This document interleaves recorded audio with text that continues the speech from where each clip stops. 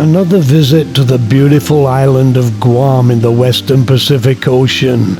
My old friends Cliff and Denise are my hosts as usual, and I have just 24 hours here this time as I fly from Hawaii to Hong Kong.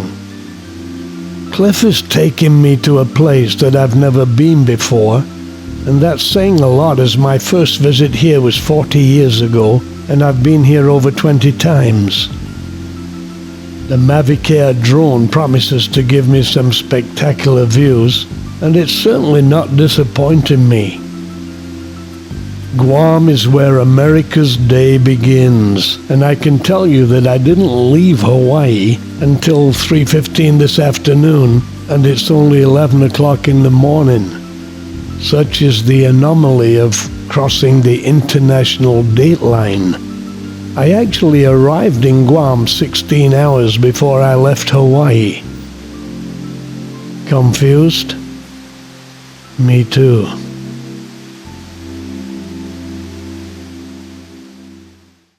We were up early.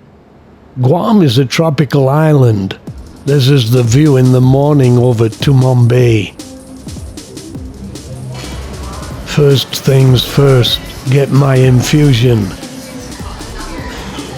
Then we go south to Talofofo, and I'll ask you an interesting question that actually originated here in Guam. Why did the chicken cross the road?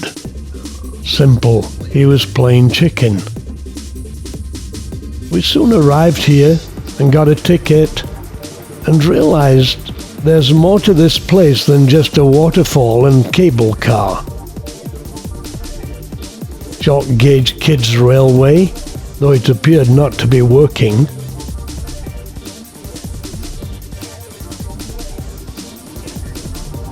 The gardens were pretty. The greeting in the Chamorro language is half a day, meaning hello. Hi, how are you? Hi, half a day. Half a day. Hi. Yeah, listen. There are feral pigs here in the wild. They'd actually snared some. We later heard others in the bush as we walked around.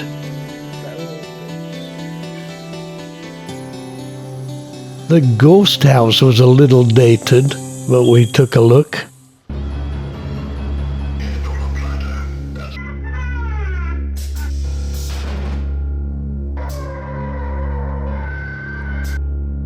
A cable car was to take us to the falls.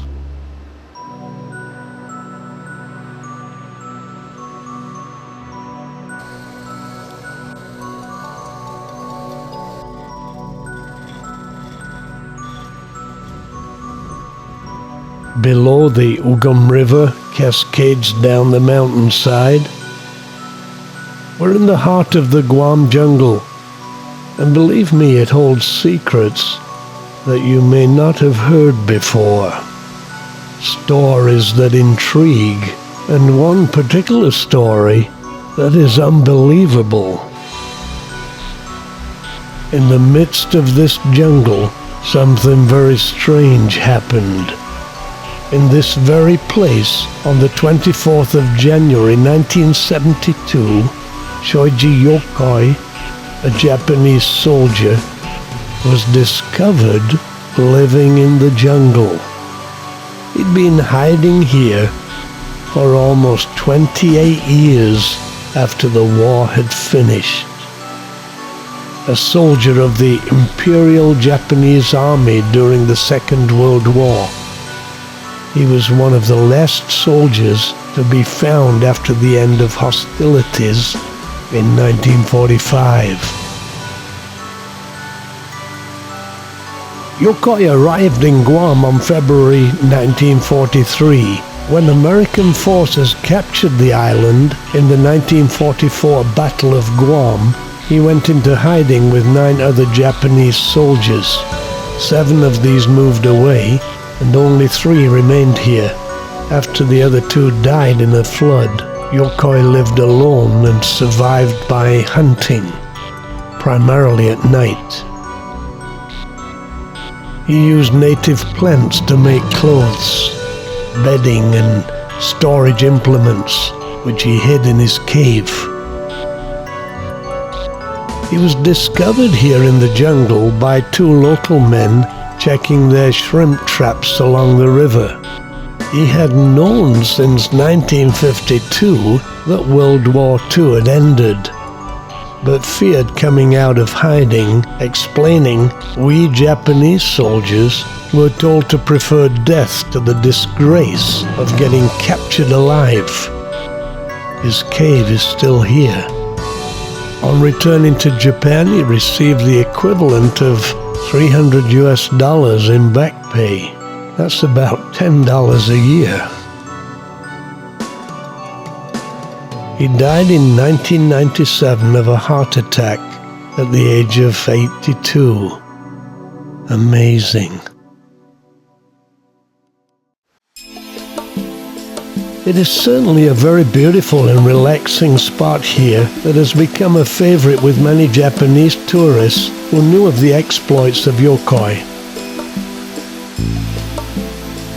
Being in the middle of the Pacific Ocean, Guam is a little off the beaten track for most people, but together with the Hawaiian Islands, it's a great holiday place for the Japanese.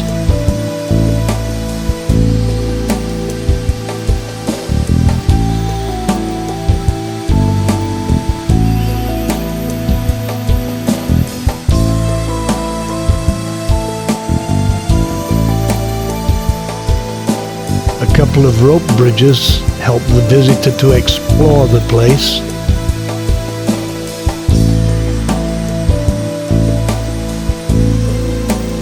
Apparently there are some fish and eels in the river, but we didn't catch sight of any.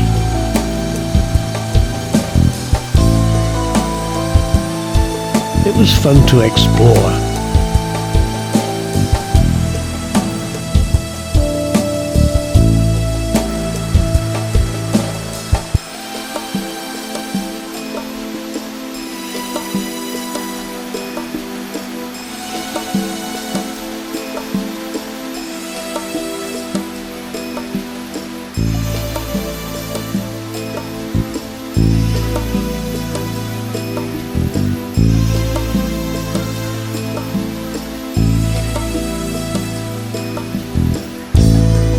There's a small history museum giving insights into Chamorro life here in times past.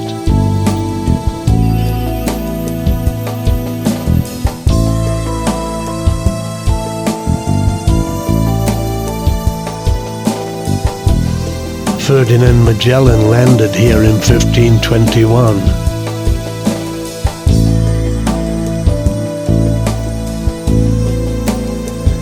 I thoroughly enjoyed the visit.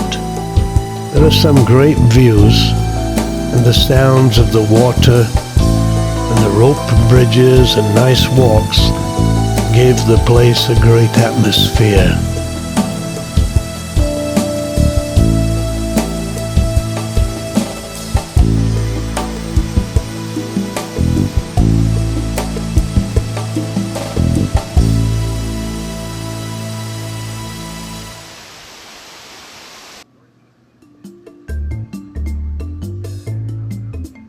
Apparently, Jungle Jim's Island Adventures is the best way to explore Guam, and they speak both English and Japanese. At this point in time, I had about an hour left of my 24 hours here, so I thought I'd better visit the beach. It always reminds me of the movie South Pacific.